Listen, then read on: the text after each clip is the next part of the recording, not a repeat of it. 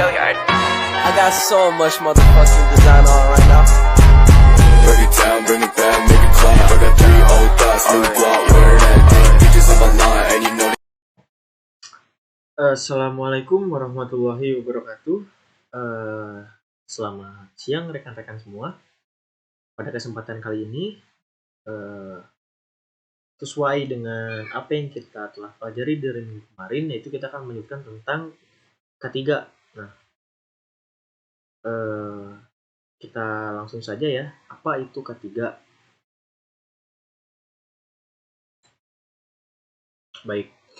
K3 itu kan keselamatan dan kesehatan kerja. Nah, definisinya itu apa? K3 ini tuh ilmu pengetahuan untuk mencegah terjadinya kecelakaan di tempat kerja.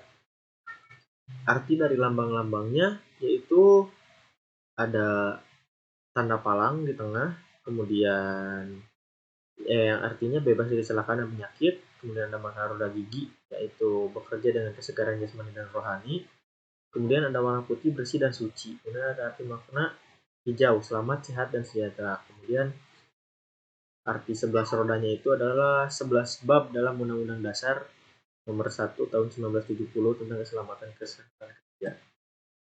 Nah, tujuan keselamatan dan kesehatan kerja itu apa? Yaitu untuk melindungi dan menjamin keselamatan setiap tenaga dan orang lain di tempat kerja.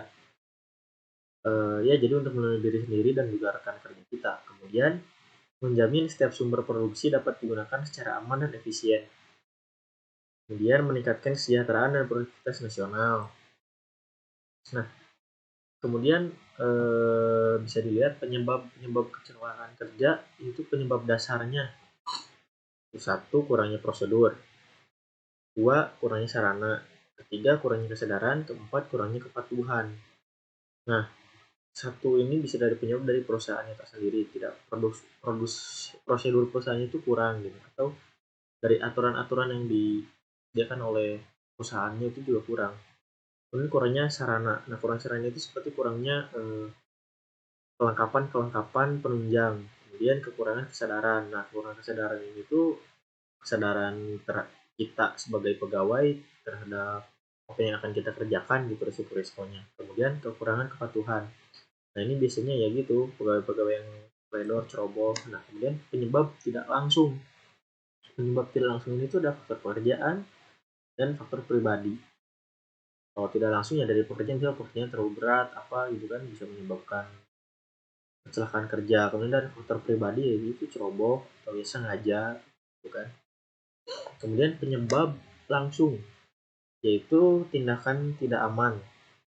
2. Kondisi tidak aman. Nah, kalau tindakan tidak aman ini ya kita seenaknya aja gitu, tidak seenaknya aja gitu, kerja apa tidak pakai sarung tangan apa tidak. Kemudian yang kedua ada kondisi tidak aman. Nah, kondisi tidak aman itu ya kalian bekerja di tempatnya itu di mana gitu, misal lagi bongkar apa, kasur, itu kan tidak boleh. Kemudian ada kecelakaan kerja. Nah, kecelakaan kerja ini yaitu yang pertama kontak dengan bahaya. Nah, kontak dengan bahaya ini seperti kalian sedang mengelas, mungkin kalian terlalu dekat atau tidak menggunakan APD gitu kan. Yang kedua adalah kegagalan fungsi, yaitu bisa jadi dari alat yang kita pakai. Kerugian-kerugian yang disebabkannya juga banyak ya. Dari manusianya bisa cedera, mesinnya, kemudian perusahaannya, dan lain-lain. Ada upaya-upaya pencegahan, kalian bisa baca ya. Kemudian bahaya ketiga yaitu ya semua sumber, situasi ataupun aktivitas yang berpotensi menimbulkan cedera atau penyakit akibat kerja. Sumbernya bisa jadi manusia, mesin, material, metode, lingkungan. Kemudian jenisnya itu bisa dari tindakan dan kondisi. Nah, faktor-faktor penyebabnya juga banyak, yaitu bisa dari biologi, kimia, fisik, biomekanik, dan bisa jadi dalam jiwa itu atau psikologi gitu ya. Nah, tadi kita sempat membahas tentang saya sempat menyebutkan APD. APD itu apa? Nah, APD itu adalah alat pelindung diri, yaitu di mana kelengkapan wajib yang kita gunakan saat bekerja sesuai dengan bahaya dan risiko kerja untuk menjaga keselamatan ketenaga kerja itu sendiri maupun orang lain yang ada di tempat kerja.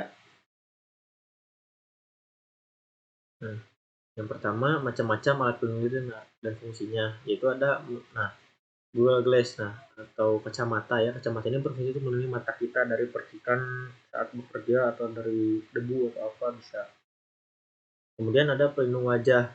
Nah, ini itu berfungsi untuk melindungi wajah kita dari percikan-percikan juga gitu ya. Ini bisa satu muka gitu tertutup. Seperti ini banyak macamnya. Nah, kalau ini salah ya, yang buat masker perawatan, bukan masker buat gitu. Kemudian ada sarung tangan. Sarung tangan ini juga penting. Nah, sarung tangan itu melindungi dia dari gesekan, dari sobek gitu atau apa gitu kan. Ada yang tahan panas, tahan bakteri atau apa segala macam ya, banyak macamnya. Ada pelindung telinga. Nah, ini untuk kalian yang mau kayak yang di perusahaan yang bekerja di bagian scene atau apa gitu kan, dengan suara bising yang sangat tinggi, itu wajib menggunakan pelindung telinga, karena lama kelamaan kita bisa rusak gitu dengan telinganya kalau melebihi batas. Nah, seperti ini. Kemudian ada sepatu. Sepatu ini tuh melindungi kaki kita dari, ya bisa jadi dari jalan di perusahaan yang banyak benda-benda tajam, atau kita tidak sengaja tersandung atau kejatuhan barang, supaya tidak gampang cedera gitu kaki kitanya. Nah, kemudian ada APD. Ini APD yang alat pelindung buat badan gitu, pakaian pelindung tuh seperti damkar. Ya seperti apa ya, contohnya damkar lah, tahan panas atau apa gitu kan, kayak di tempat-tempat kimia pakai baju hazmat atau virus gitu. Nah, pakai jas hujan salah gitu, buat melindungi hujan aja. Nah, baik, mungkin seperti itu secara singkatnya gitu ya, apa itu K3 kesehatan, keselamatan, dan kerja gitu ya. Nah, mungkin jika ada yang ingin bertanya boleh nanti saja di grup. Kemudian mungkin sekian yang bisa dapat saya sampaikan. Wabillahi taufiq wal hidayah. Wassalamualaikum warahmatullahi wabarakatuh. Terima kasih.